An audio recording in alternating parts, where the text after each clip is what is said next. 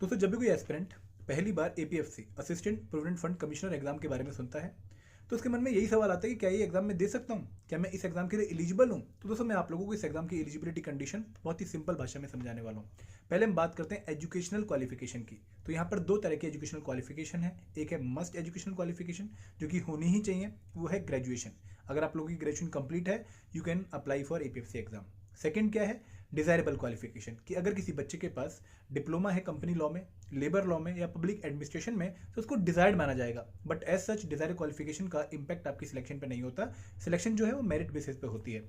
तो सेकंड हम बात करते हैं एज लिमिट की। तो एज लिमिट में आप लोगों ने ध्यान रखना है कि कोई minimum age limit APFC exam के लिए मेंशन नहीं कर रखी है, लेकिन मैक्सिमम एज लिमिट मेंशन कर रखी है।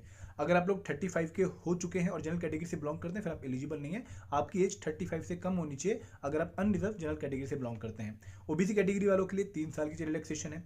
SC ST वालों के लिए 5 साल की एज रिलैक्सेशन है ओवर दी 35 एज। और अगर कोई पर्सन बेंचमार्क डिसेबिलिटी उसके लिए अगेन 10 ईयर की एज रिलैक्सेशन है। तो यहाँ पर आप लोग 35 for general category, 38 for OBC, 40 for SC ST and 45 for PWBD आप लोग इस एग्जाम के लिए अप्लाई कर सकते हैं। और ये जो कट ऑफ डेट है एज कैलकुलेट करने की वो generally last date of filling of application form होती है जो कि नोटिफिकेशन में मेंशन होती है। आई होप अब आपको कोई डाउट नहीं होगा रिगार्डिंग द एलिजिबिलिटी। अगर फिर भी कोई डाउट है तो आप लोग कमेंट सेक्शन में मेंशन कर सकते हैं।